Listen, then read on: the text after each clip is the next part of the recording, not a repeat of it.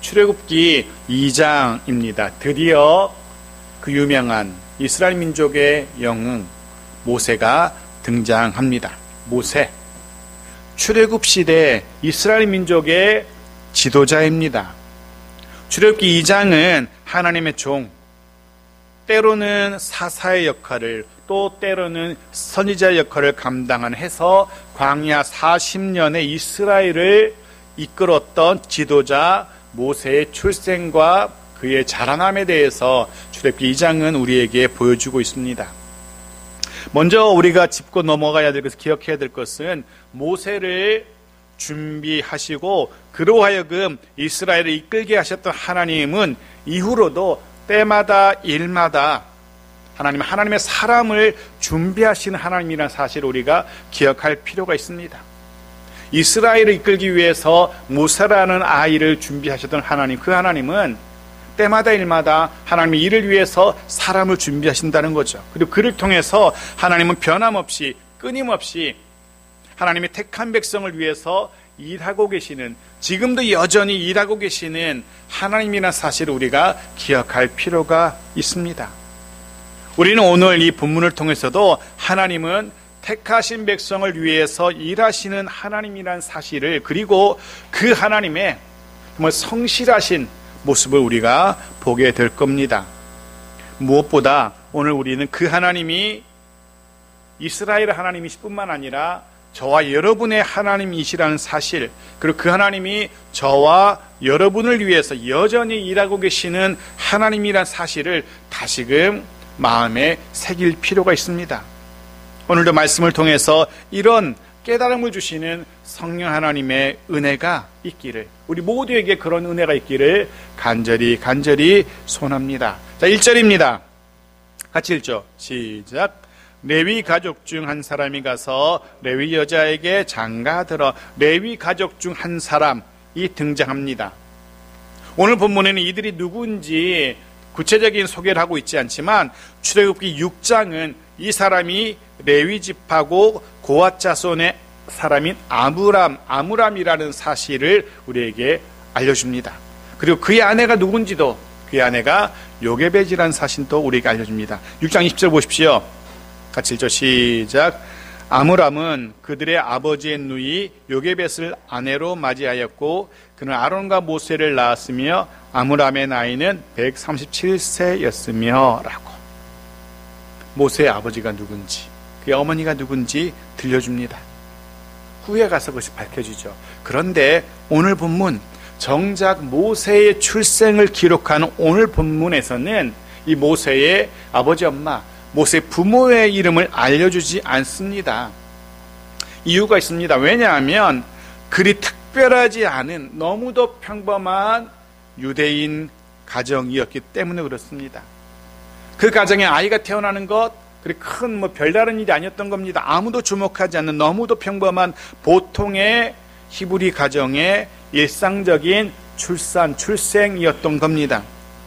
굳이 그의 부모가 누구인지, 그의 아버지가 누구인지, 어머니가 누구인지 이야기할 필요가 없었던 겁니다. 하지만 그런 가정에서, 너무도 평범하고도 너무도 흔한 가정에서 이스라엘을 이끌 지도자가 태어납니다.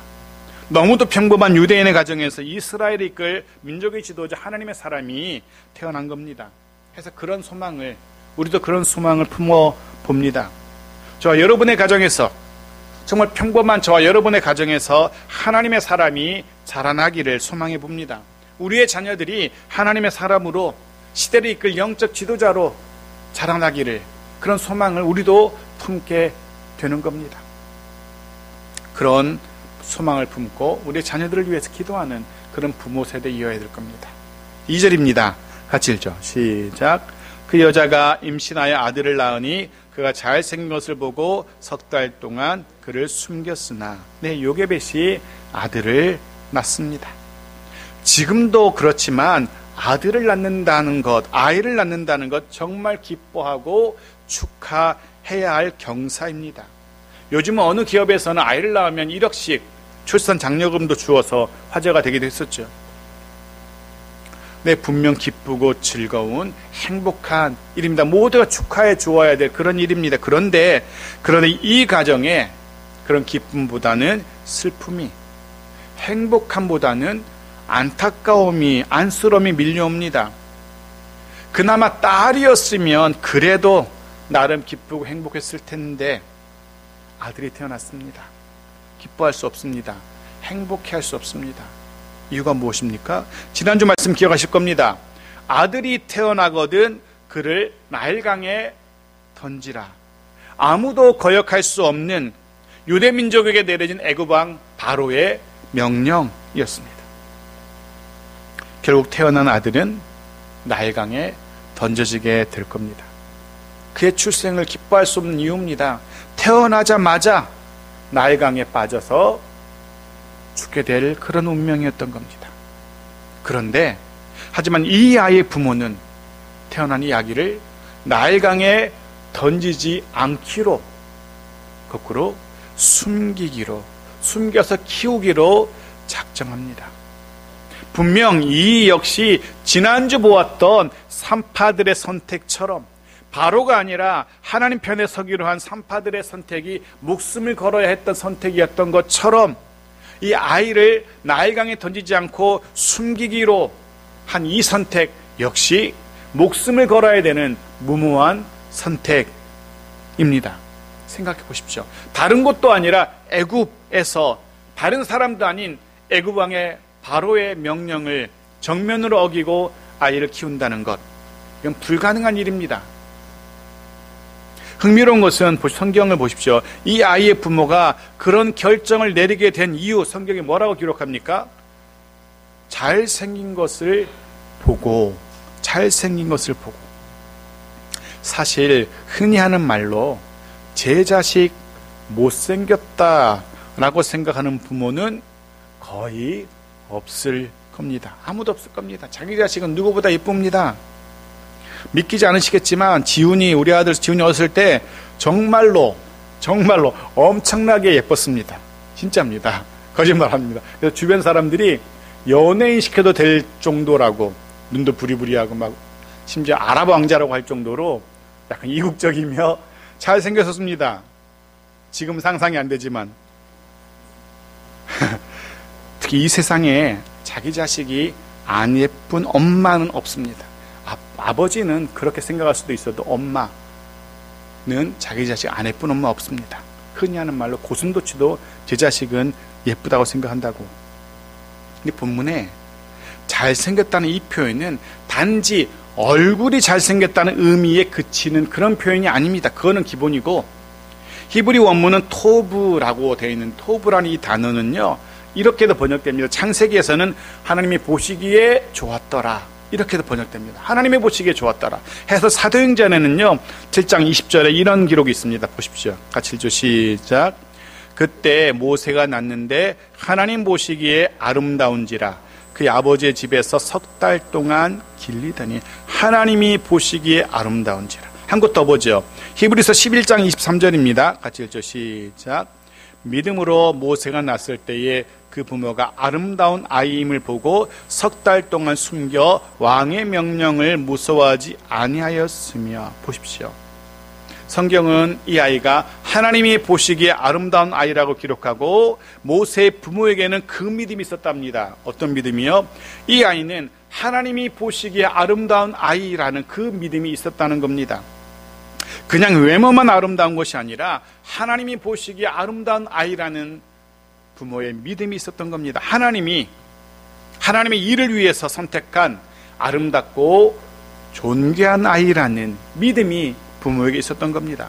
모세의 부모에게 이 믿음이 있었기 때문에 하나님이 택하신, 하나님이 귀하게 여기시는, 그리고 하나님이 책임지시는 아이라는 그런 믿음이 있었기에 이 아이를 순순히 강에 내어줄 수 없었습니다. 모세의 부모에게 이런 믿음이 있었기 때문에, 하나님 보시기에 아름다운 아이라는 믿음이 있었기 때문에 이 아이를 나일강이 아닌 집에 숨깁니다. 왕의 명령도 무서워하지 않습니다. 기억하십시오. 하나님을 향한 믿음을 소유한 사람은 세상이 감당할 수 없습니다. 세상에 그 무엇도 그 누구도 이 믿음의 사람을 어찌할 수 없는 겁니다. 해서 저와 여러분에게 이 믿음이, 세상이 어찌할 수 없는 하나님을 향한 믿음이 있기를 간절히 소원하며 축복합니다. 우리의 자녀들을 향하여서 같은 믿음이 우리에게 있기를 소원합니다. 분명 하나님께서 함께 하실 거라는, 분명 하나님께서 인도하시고 분명 하나님께서 책임지실 것, 그런 믿음이 있기 바랍니다. 그런 자녀들이기를 축복합니다. 그런 믿음이 우리에게 있기를 간절히 소원합니다. 계속 봅시다. 본문은 그 아이를 숨겼다라고 표현하는데요, 이 단어 역시 보물같이 귀중하고 소중한 것들을 간수하고 보호하는 그런 의미를 담고 있습니다. 사실 이 가정에는 이미 형도 있고 누나도 있습니다. 아론이라는 아들이 있고 미리암이라는 딸이 있었습니다. 그래서 부모가 볼 때 태어난 이 아이는 더 특별했던 겁니다. 이 아이는 더 존귀하고 더 귀하고 아름다웠던 겁니다. 부모는 이 아이가 하나님의 은혜와 사랑, 복주심이 함께하는 소중한 아이라는 믿음이 있었고, 그 믿음으로 아이를 숨기고 있는 겁니다. 사랑하는 성도 여러분, 다시 한번 축복합니다. 우리의 자녀들 하나님의 은혜와 사랑이 함께하기를 축복합니다. 우리의 자녀들 하나님이 보시기에, 물론 우리 보기도 그렇지만 하나님이 보시기에 아름다운 소중한 자녀라는 사실 잊지 마십시오. 그렇게 자라나길 또한 축복합니다. 하지만 이 아이를 숨기기로 한 이 부모 아므람과 요게벳의 목숨을 건 이 결정은 그리 오래가지 못합니다.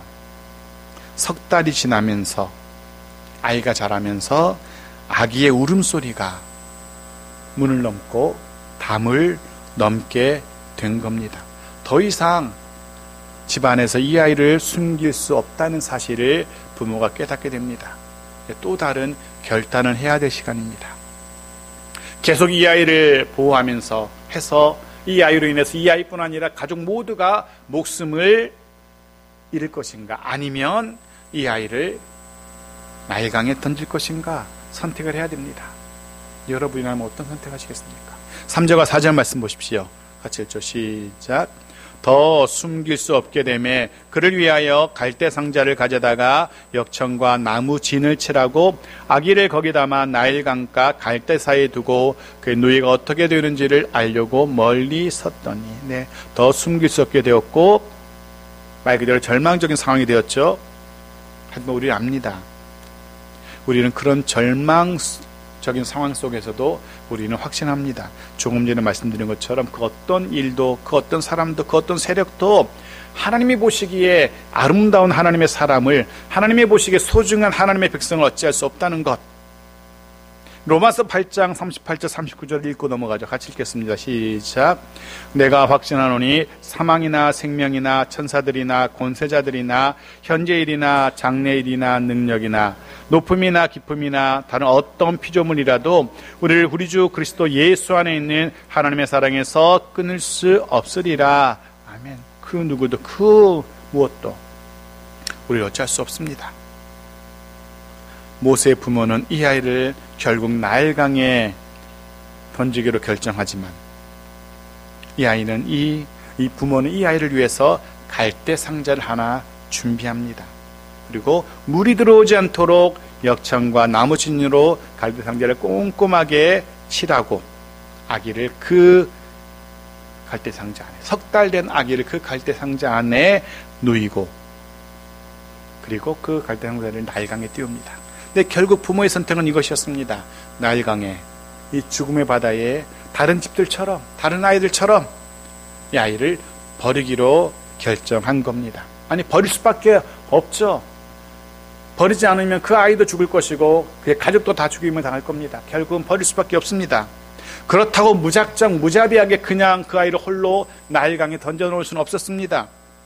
해서 죽음의 세력이 나일강의 물이 스며들지 못하도록 꼼꼼하게 역청과 나무진을 바르고 갈대 상자를 띄운 겁니다. 왜 그렇게 했을까요? 왜 갈대 상자를 준비하고 왜 물이 들어오지 않도록 철저하게 그렇게 준비를 한 겁니까? 왜 아이를 그 안에 담아서 나일강에 띄웠을까? 답은 이 부모는 하나님의 일하심을 기대했기 때문입니다. 부모는 이 아이를 위해서, 하나님 보시기에 아름다운 이 아이를 위해서, 하나님 보시기에 소중한 이 아이를 위해서 하나님이 일하실 것임을, 하나님이 이 아이를 구원하실 것임을 확신했던 겁니다. 왜냐하면 이 아이는 하나님 보시기에 아름다운 아이였기 때문에 그렇습니다. 그런 믿음이 있었기 때문에 그렇습니다. 하나님의 보시기에 아름다운 아이라는, 소중한 아이라는 믿음이 있었기 때문에 하나님의 구원을, 하나님의 건지심을 믿고 이 아이를 하나님께 맡깁니다. 그렇다고 해서 아들을 상자에 담아서 나일강에 띄우는 것 결코 쉽지 않았을 겁니다. 말 그대로, 정말 말 그대로 표현할 수 없는 슬픔이, 아픔이, 정말 가슴이 찢어지는 듯한 그런 심정이었을 겁니다. 작년 언젠가 제가 여러분에게 문자로 요괴벳의 노래를 들려드린 적이 있습니다. 기억하시는지 모르겠습니다. 제가 대충 가사만 들려드릴게요. 이런 가사였습니다. 작은 갈대상자, 물이 새지 않도록 역청과 나무진을 칠하네. 어떤 마음이었을까? 그녀의 두 눈에 눈물이 흐르고 흘러 동그란 눈으로 엄마를 보고 있는 아이와 입을 맞추고 상자를 덮고 강가에 띄우며 간절히 기도했겠지. 너의 삶의 참 주인, 너의 참 부모이신 하나님, 그 손에 너의 삶을 맡긴다. 너의 삶의 참 주인, 너를 이끄시는 주 하나님, 그 손에 너의 삶을 드린다. 그가 널 구원하시리, 그가 널 이끄시리라, 그가 널 사용하시리, 그가 너를 인도하시리. 요게벳의 마음, 요게벳의 기도, 간절한 기도였습니다. 그의 마음이 어떠했을지, 엄마의 마음이 어떠했을지 느껴집니다. 그리고 우리는 압니다. 아기를 갈대상자에 넣어서 나일강에 띄우기로 한 것은 어쩔 수 없어도 결국은 아이를 버린 것, 포기한 것이 아니라, 아이를 버린 것이 아니라, 포기한 것이 아니라 이 아이를 하나님께 맡긴 것이라는, 아이의 부모는 하나님을 향한 믿음으로, 하나님의 일하심에 대한 확실한 믿음으로 이 아이를 하나님께 맡기고 있는 겁니다. 그리고 이 아이를 포기하거나 버린 게 아니라는 거죠. 하나님께 맡깁니다. 사랑하는 성도 여러분, 하나님께 맡기십시오. 하나님께 맡기면 됩니다. 그렇게 아이를 태운 갈대상자가 나일강에 띄워집니다. 갈대상자, 히브리어로는 테바라고 합니다. 테바. 성경에 딱 두 곳에 쓰입니다. 테바라는 이 단어 성경 전체에 딱 두 번 쓰이는데, 여기 갈대상자를 표현할 때 테바라는 단어가 쓰이고요, 또 한 번은 노아의 방주를 표현할 때 테바라는 단어가 씁니다. 네, 테바는 한 번은 갈대상자로, 한 번은 방주로 번역이 됩니다. 둘 다 테바라는 단어가 씁니다. 이 둘의 공통점이 뭔지 아시는지요? 둘 다 물에 떠 있습니다. 그런데 물은 들어오지 않습니다. 갈대상자 안으로 물이 들어오지 않습니다. 방주 안으로 물이 들어오지 않습니다. 또 다른 공통점은 갈 곳을 정하는 방향타, 키가 없습니다. 그런데도 갈대상자도 노아의 방주도 정확하게 정해진 곳을 향해서 정확하게 앞으로 나아가죠. 둘 다 상자를 움직이는, 방주를 움직이는 동력원이 없습니다. 즉 엔진이 없습니다. 하지만 물에 가라앉지 않고 제자리에 머물지도 않고 정확하게 앞으로 나아갑니다. 하나님이 정하신 곳으로 정확하게 나아가고요, 하나님이 직접 이 상자를, 방주를 운행하시는 거죠. 결코 나일의 물이 이 갈대상자 안으로 들어오지 못합니다. 절대로 이 상자, 방주는 가라앉지 않습니다. 우리의 인생이 이와 같다는 묵상을 하게 되죠. 저와 여러분의 인생, 우리의 가정, 우리 교회, 때로는 갈대상자와 같다는 그런 느낌이 듭니다. 그런 생각이 듭니다. 위태하죠. 어디로 가야 할지, 어떻게 가야 할지, 때로는 막막합니다. 답답합니다. 때로는 힘겹고 두렵기까지 합니다. 하지만 잊지 마십시오. 하나님이 우리와 함께 하십니다. 하나님이 우리로 하여금, 우리의 가정, 우리의 교회로 하여금 절대로 가라앉게 하지 않으십니다. 절대로 세상이 우리를 어떻게 할 수 없을 겁니다. 하나님이 뜻하신 대로 나아가게 될 겁니다. 하나님이 그렇게 하실 겁니다. 그의 누이 미리암이 그렇게 나일강에 떠내려가는 갈대 상자를 지켜보며 따라갑니다. 이때 미리암의 나이가 14살, 15살 정도 있죠. 15살이면 누구 나이죠? 15살이면 초등학생인가요? 중학생입니까? 그러면 나라 정도 나이인가요? 나라 몇 살이지? 17인가? 떼굴떼굴 졸다가 무슨 생각이에요 지금? 네, 미리암의 나이가 15살 정도입니다. 생각해 보십시오. 석 달 된 동생이 나일강에서 떠내려갑니다. 그냥 지켜볼 수가 없습니다. 이 누이의 마음. 그럼에도 불구하고 이 누이가 어떻게 뭐 할 수 있는 게 없습니다. 도움이 되지 않습니다. 그냥 안타까움으로 하염없이 갈대 상자를 따라 뜁니다. 엄마 요게벳처럼 누이 미리암 역시 무력하게 힘없게 할 수 있는 게 없습니다. 떠내려가는 갈대 상자만 지켜보면서 계속 따라가고 있습니다. 혹시 물이 들어와서 가라앉으면 어떡하지? 어디까지 떠내려가는지 동생을 태운 갈대 상자에서 눈을 떼지 못합니다. 그렇게 모세는 엄마의 손을 벗어납니다. 그렇게 모세는 나일강에 버려졌습니다. 아니, 하나님께 맡겨졌습니다. 더 이상 부모는, 아니 그 누구도 이제 이 아이를 갈대 상자를 어찌할 수 없습니다. 아무도 이 아이를 도울 수 없습니다. 도움이 되지 않습니다. 그렇다면, 아무도 어찌할 수 없다면, 아무도 이 상자 안에 아이를 도울 수 없다면, 그렇다면 이제 하나님이 일하실 때입니다. 하나님이 일하실 때입니다. 네, 우리가 나는 더 이상 어찌할 수 없을 때, 그때가 바로 하나님의 때, 하나님이 일하실 때죠. 5절을 보십시오. 같이 읽죠. 시작. 바로의 딸이 목욕하러 나일강으로 내려오고 시녀들은 나일강가를 거닐 때에 그가 갈대 사이에 상자를 보고 시녀를 보내어 가져다가. 네, 이제 하나님의 시간입니다. 이제 하나님이 일하실 시간입니다. 하나님이 오시기 아름다운 아이를 위해서 하나님이 이제 드디어 나섰습니다. 그를 위해서 하나님은 또 다른 사람을 준비하시죠. 누구 준비하셨습니까? 바로의 딸이 등장합니다. 애굽 왕의 딸 공주가 등장합니다. 애굽의 공주 바로의 딸이 나일강에 목욕하러 옵니다.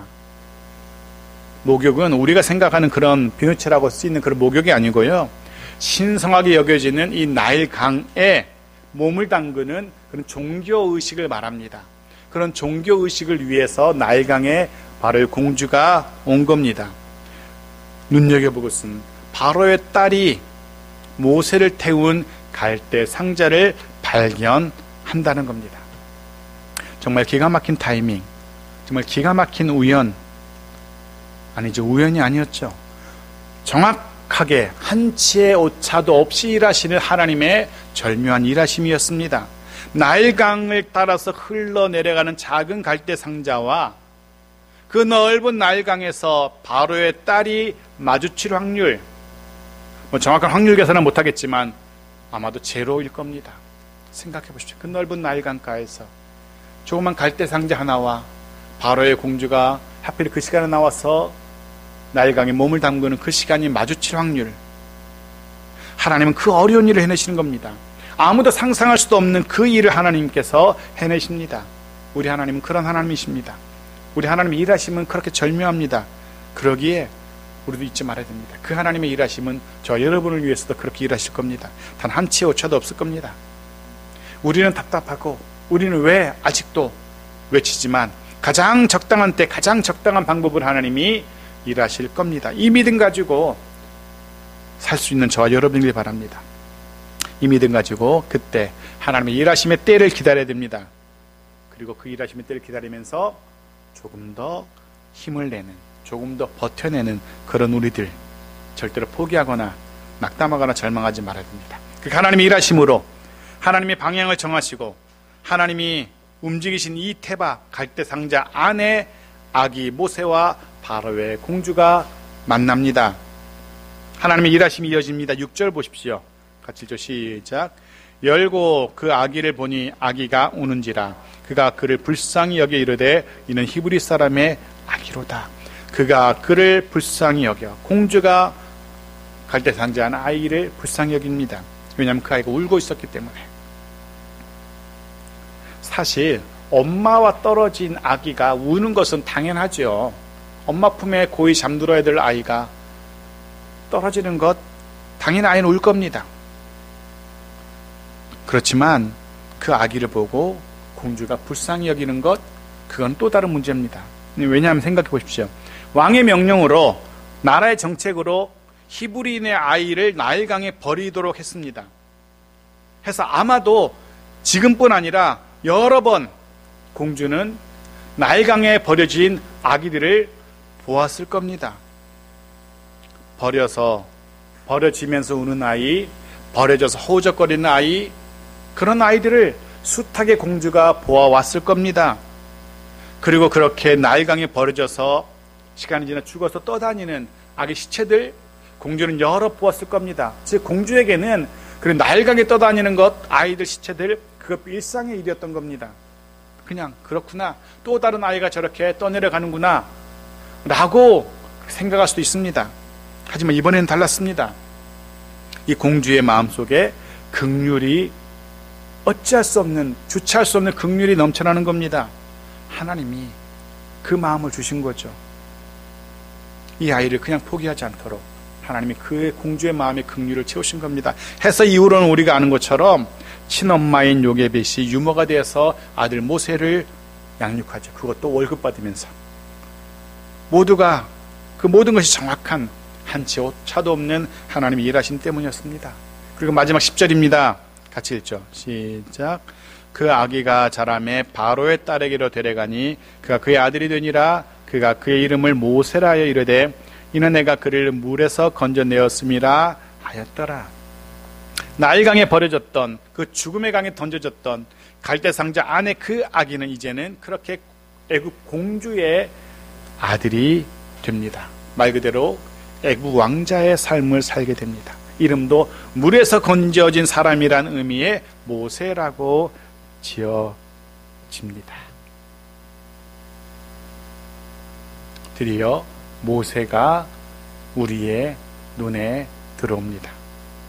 이제 모세가 드디어 본격적으로 등장하게 됩니다.